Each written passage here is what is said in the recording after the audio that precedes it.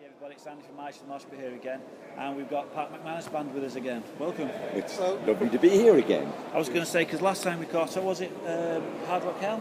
That's right, yeah. We caught up, and you've just finished on stage. That's right, yeah. How was that? It was fantastic. It was really good. Was it as good as Hard Rock Hell? It was actually. It was a great crowd in. I was really surprised because it was quite early on, you know. So it's one of those funny slots, isn't it? It's kind of like, it's not first thing in the afternoon, but it's not when you expect. It was a great crowd in. So we were really well chuffed. Good. You know, so, that's the positive. Because since we caught up, and you've been busy.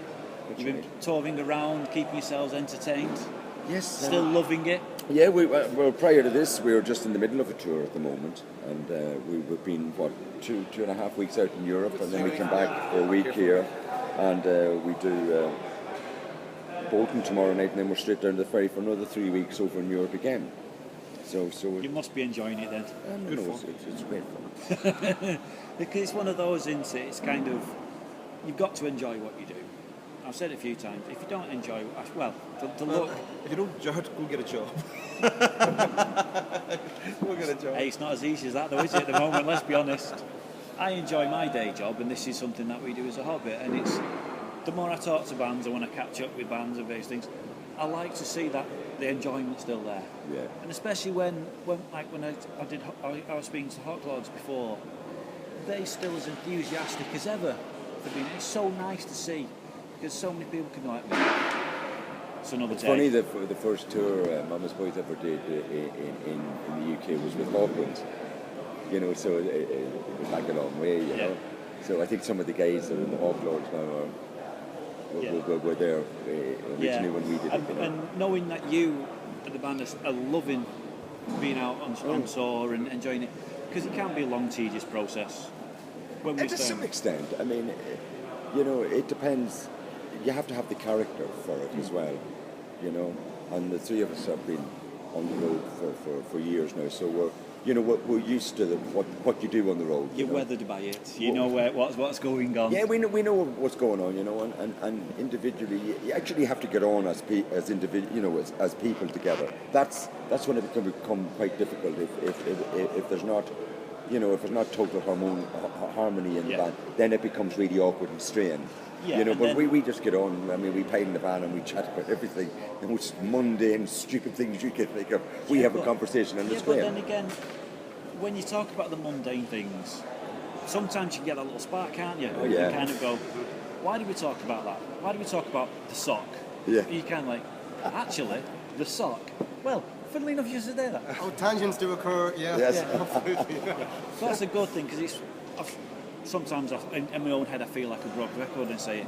When I talk to bands, you can see sometimes that the bands that they like the fieriness of if someone's not getting on, because it can strike that spark. You don't know what's going to give you that. With a bit of creativity. Yeah. So sometimes it's nice, but it's also better if you can get on, and even though you know everyone's pitfalls and personal habits and well, of course, you know, but you know, and if you've got that harmony, everybody's rooting for each other, and that's you know, you kind of look after each other, you know, and it's a kind of a very strange mentality. It's just against everybody else, you know, and that's the what bands are like, you know, and you just root for each other and watch each other's backs all the time, you know. So it does become a very close knit thing in the end, you know. It's an old one. It's a true one as well. It's if you enjoy what you do, you'll never work in your life. Yes. Exactly. Well, my day job, it's the most stress-free job I've ever had, because I love it to pieces. There you go. So for me... That speaks for itself. Yeah, because, I mean, do you ever feel homesick when you're out on tour? No. Just kind of... Sorry, no.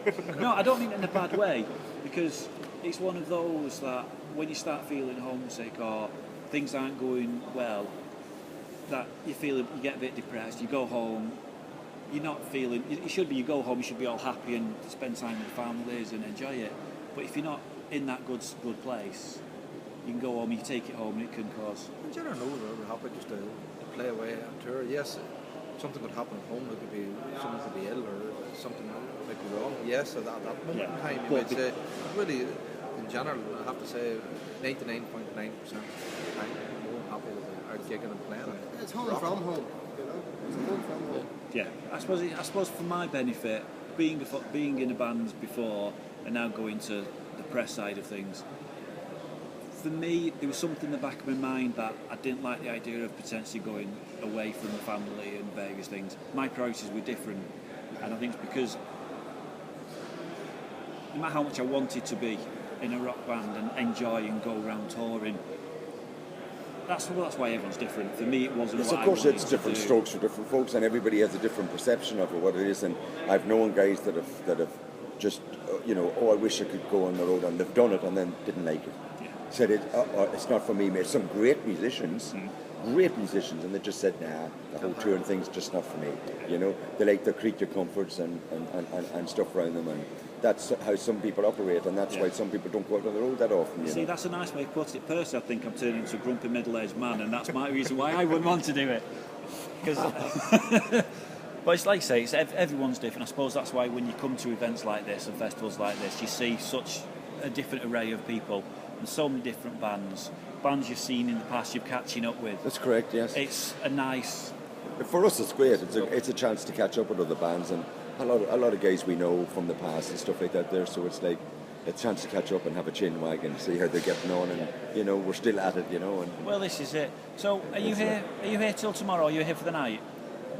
Back to Bolton tomorrow. We have a gig in Bolton tomorrow night. We're staying here tonight.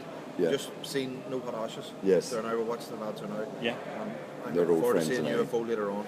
So I want to go down and see UFO. Oh, most definitely. I mean, I saw them when I was 18, which is only been 2 years ago. yeah. Don't spit your coffee out too quickly. In dog ears. So I saw them in Leeds when I was at university.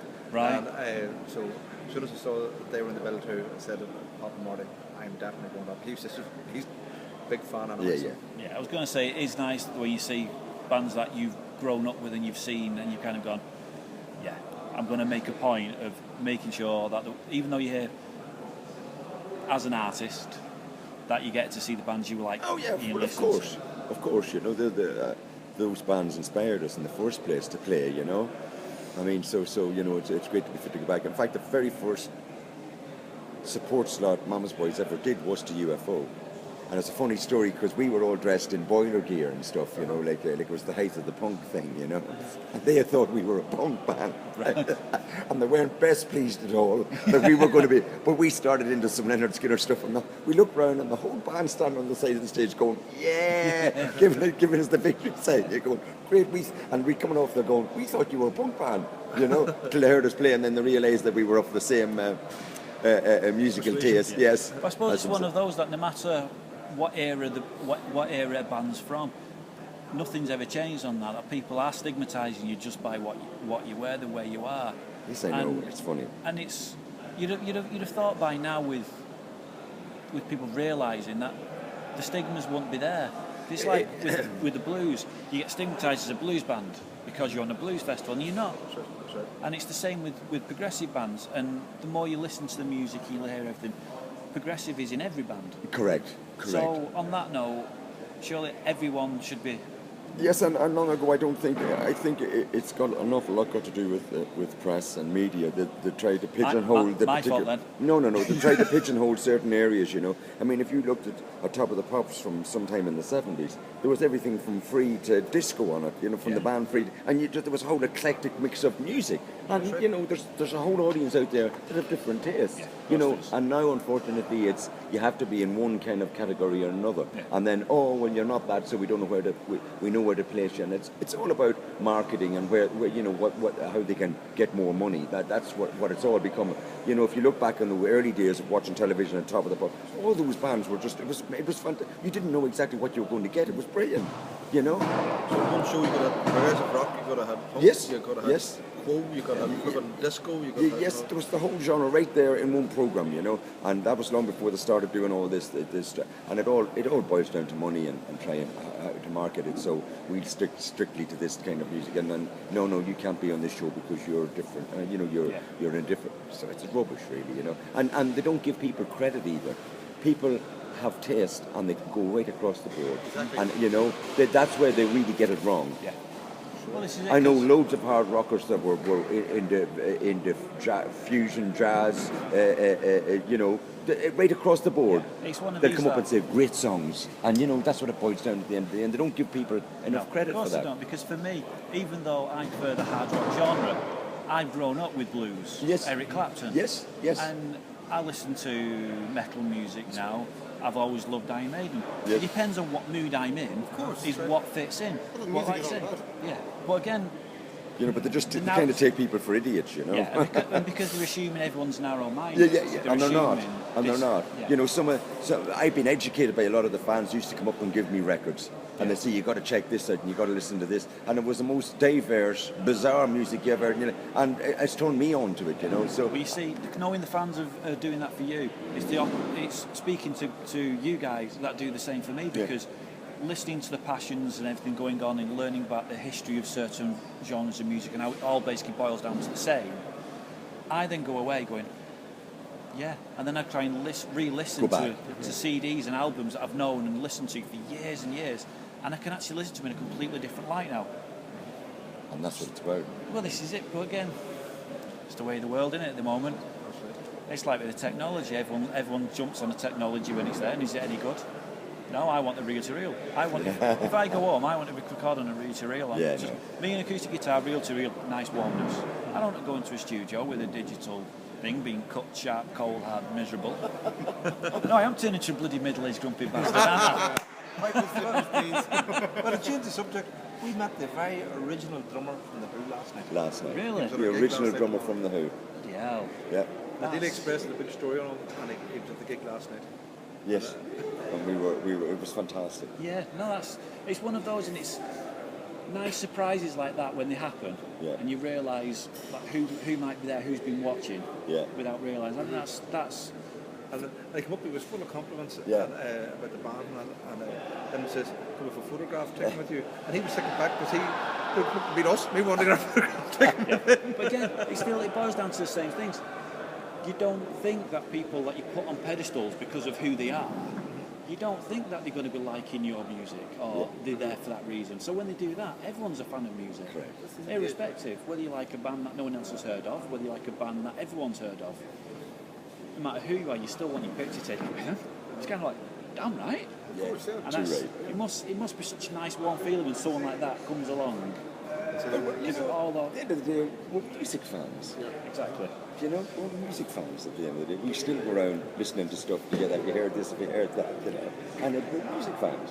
Well, this is it, and that's how we'll always will be, won't we? Yeah. We'll always be music fans until the day you die. But the nicest thing is when you do meet somebody you've admired, when you finally get to meet them and they turn out to be a nice person. Yeah. Well, That's the cream of the cake. it's one of those. When I started out with this, and then by the time my wife said we're going to do it as ourselves, you hear stories from different press. You kind of go, you don't interview that one. He's a bit of a bastard, and you kind of go, I want to make my own mind up. Exactly. That's right. And then when we started interviewing, and bands from when I was a teenager, like Ugly Kid Joe, it's kind of like, and then when you sat down and actually talked to them, like the Ugly Kid Joe interview, we actually talked about tape recorders and how you used to record it off the radio onto a 90-minute tape, and it's kind of like, shit, it is who I want it to be. Yeah. And it's the same with so many legendary bands that I get to meet and think, I don't think I've actually met someone that's not realised that the reason they're where they are is because of the fans. Correct. And Correct. I think when some bands I've not actually interviewed them, but I think when you lose that perspective, you lose. Well, you've lost. You've You lost lose everything. your haven't fan you? base. You do lose them. You do lose them because they're the ones who put you there in the first place. And that's one thing that me and my wife have discussed before, and we've said it, saying if that band don't come for an interview, you put them on that pedestal, they've just been knocked off it. And I think that's when a lot of people. I prefer when you lifted a guitar or you sat down behind a drum kit, when you wanted to play music and you wanted to get into the band. Then here, now, talking to you, is what you want to do in the first place, if you know what I mean. And when you are given the opportunity to actually go and do it, then you have to appreciate it. You have to realise how lucky you are. Because there's loads of people out there who love sitting in these three seats. Well, now talking to you. I did have that dream, like I said before. I had that dream that I wanted to be on the other side of things. But then again, I was probably a bit green around the ears. I didn't think about interviews and all that sort of thing. I just kept thinking I just want to be on a stage. Yeah. And then when you realise of how much hard work it is to get to that stage, which people then lose, and it's like everything. I don't think people want the hard work to get to be where they want to be, and that's what I'm trying to get to my daughter and my stepson, just to try and instill and say, look, you need the hard work to get to that point. If you don't put the hard work in, you're not going to get it's like anything in life, you have to go for it. You get nothing for nothing in this life. Unless you do the lottery, and that's a different issue. And that's an entirely different subject. Even a course of quid. Yeah. Or don't quid now.